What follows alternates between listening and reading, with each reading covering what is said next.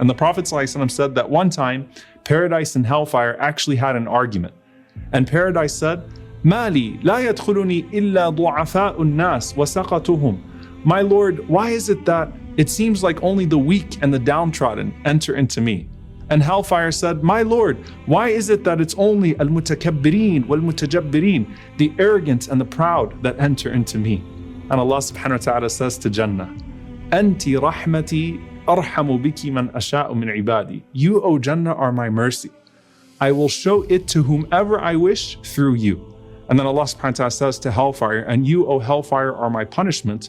I will punish through you whoever I wish. And now they both eagerly await. And when you make dua in regards to either of them, both of them respond. The Prophet ﷺ said that there is no day that passes except that paradise and hellfire ask Allah subhanahu wa ta'ala about their people. And Jannah says, oh my Lord, my fruits are ripe, my rivers are flowing. I can't wait to see my friends. Bring my people quickly to me. And hellfire says, oh my Lord, my heat has become intense, my depth has gotten deeper, and my flames are bursting with fury. So bring my people quickly to me.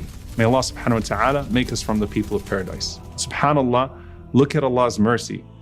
While both paradise and hellfire speak, both of them wish well for the believers. They both wish well for the righteous. The Prophet ﷺ said that no believer asks Allah subhanahu wa ta'ala for paradise 3 times, except that paradise responds and says, Allahumma adkhilhu al-jannah. Oh Allah, admit him into paradise.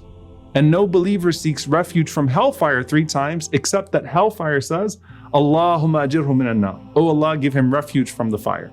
So they both want good for you, but Jannah is the one that's getting ready for you.